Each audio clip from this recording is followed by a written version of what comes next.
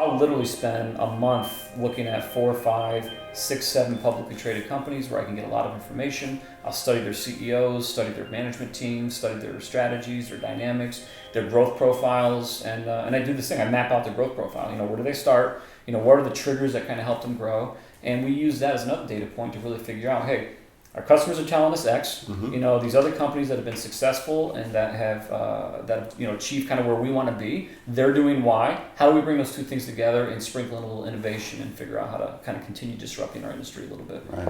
So that clearly defines how you sort of think about the business, how you think about your company. How do you convey that message to the employees? How frequently, how do you do that? How do you get people to buy into that vision? Incrementally. So I have a very well-defined process for this. This is where I do have a defined process.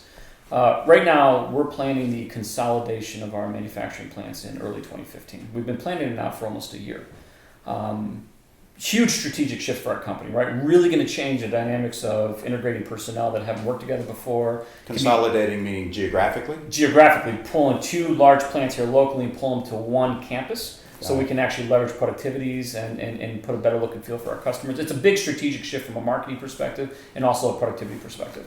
And that's a very daunting thing for employees, right?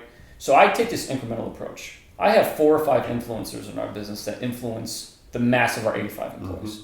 Mm-hmm. And whenever I go to any institution, whenever I join a board of anything, I always ask them, who's the most influential person in this organization? Because I want to make friends with that person.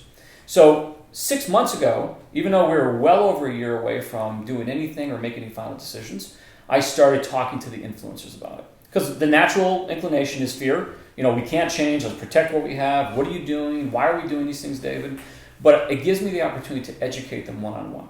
And I've always taken this approach with any major shift or change we've done in our business. We've made radical shifts and changes in our business in the last 8 years, but they feel like very natural, slow changes for the influencers because I brought them in very early.